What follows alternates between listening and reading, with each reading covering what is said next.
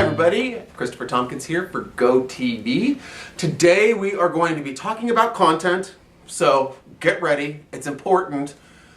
It's a little dull when you're thinking about written content as opposed to visuals because everyone likes a good visual, but I want to tell you why content is so important and also why your content might not be performing that well. If you're just tuning in for the first time, my name is Christopher Tompkins. I am the CEO and head strategist of the Go Agency.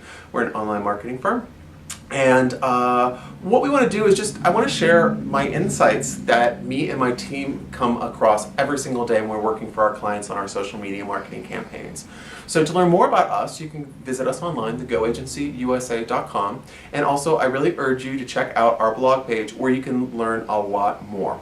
Also, I have my own podcast, which is called the Social Marketing Academy. Make sure to check that out. I have evergreen content, meaning it's always useful, that you can download on demand at any time. Stitcher, Apple, everything. So go ahead and do you. So let's go to why written content. I wrote an article recently, which was why written content will still matter in 2019. Okay?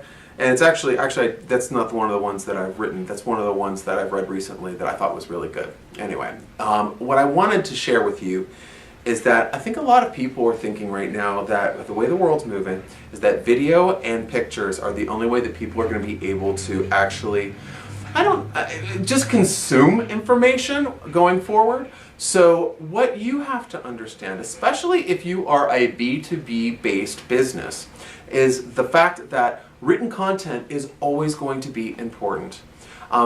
Professionals in the B2B space, and I'm really focusing on you B2B peeps because it really is the most true for you. I do feel that written content's good for everybody, especially good for searches and SEO and that good stuff. But for B2B people, we want all the details. We want the full story. We want everything. We're used to reading contracts. We're used to talking via email and doing lots of different writing. So this is kind of our language. So it's very, very important. So putting out, and also if I'm dealing in the B2B market, I want to deal with people that are experts, that are credible, that have lots of great information to share with us. So if you are putting out a blog, you do have an email newsletter, you still can be a thought leader.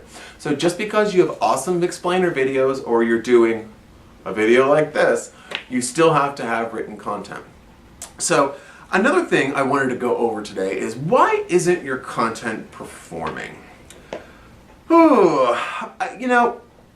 I really do feel that your key performance indicators and the expectations of your content don't always meet up. Now, what do I mean by that? I've talked to many different individuals, and I've also given training classes and all of that kind of thing and consulted with these firms.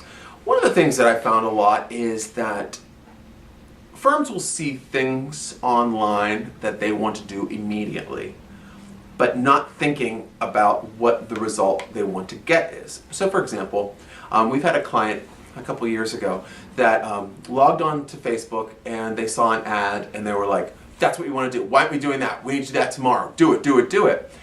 And I said, okay, well, this is to get email addresses. So it was what Facebook used to call a lead ad.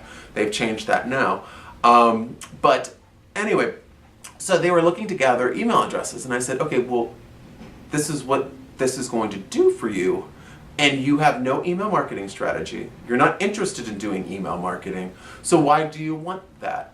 And they're like, well, no, it just looks really cool. And I think that would make us look really outstanding. Okay, well, fantastic. But the thing is that you want to do things that are going to give you the best results.